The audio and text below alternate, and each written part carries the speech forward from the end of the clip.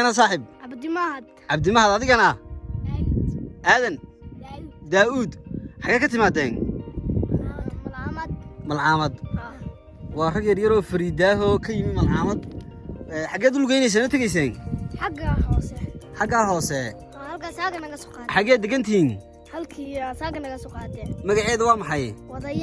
وضيح كارنك انت وجرتها كارنك يربو وجرتها اسكولك كارنك انا ودقتان حاجة يري waa saddex noo yaro Farida waxay tagayeen waxay ka yimaadeen malcaamaddoodii masaafo dheer waxay soo lugayaan ilaa 20 kilomitir ay iskuulkooda u lugayaan 20 kilomitirna way ka yimaadaan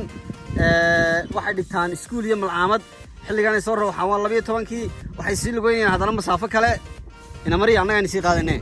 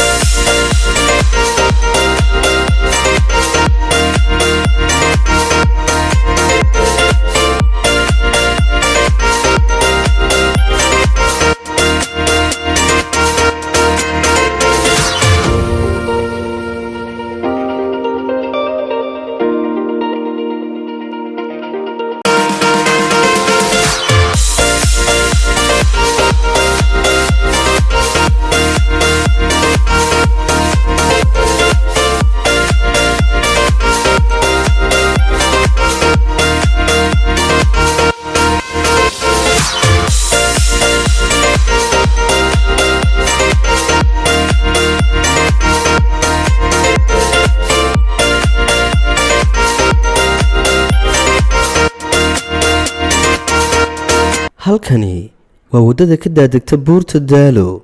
waana jidka loo maro magaalooyinka Xiis iyo Maydh waxa kale oo wadadani ku yaala Dowdheer oo ay ku taalo meesha loo garan og yahay Tabca ama Dowga Tabca waa god ka samaysan buur la dalooliyay oo dhexdeeda la maro sidoo kale waxaad arkaysaa buuro ka sareeya daruuraha waa meel aad u qabow aadna u qurxoon sidoo kale waxay leedahay meel biyuhu maraan oo durdurro ah oo aanay go'in habeen iyo maalinba